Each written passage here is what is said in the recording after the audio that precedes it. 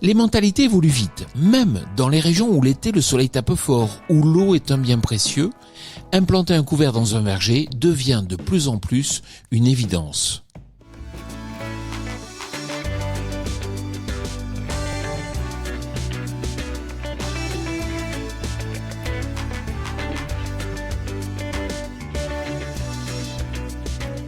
Cette semaine, je vous amène dans le Var, à Solliès-Pont, au nord de Toulon, à la rencontre de Pascal Carvin qui produit des figues sous appellation d'origine, du rosé Côte de Provence et qui, conscient du réchauffement climatique, expérimente même la production de grenades. Pascal, pourriez-vous tout d'abord nous présenter votre exploitation ? Je suis producteur sur la commune de Solliès-Pont, principalement sur du figuier, de la figue AOC, figue de Solliès.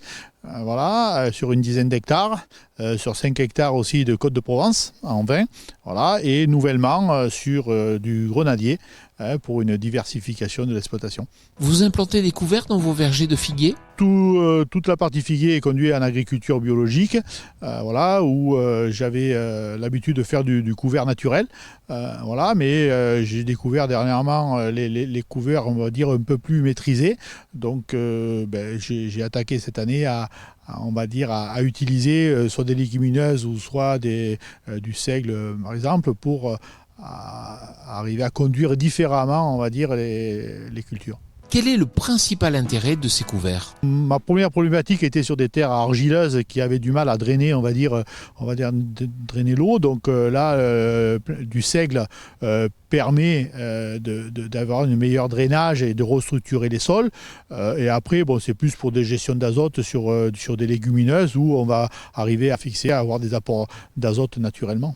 Vous êtes en bio, mais pour autant, vous cherchez à limiter les traitements ? On essaie donc déjà de faire de la lutte différente en piégeage massif, ce qui évite les épandages de produits divers et variés, même si c'est des produits bio, c'est quand même des produits dangereux. Et vous installez même des nichoirs ?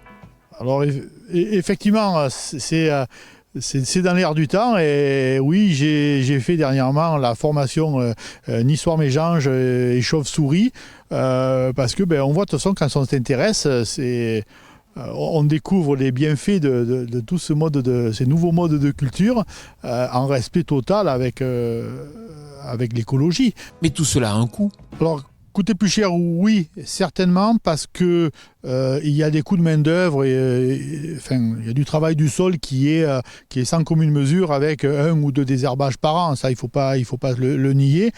Après, on a la chance aussi d'être dans une culture qui se valorise pas mal, donc qui peut accepter, on va dire, cette différence économique.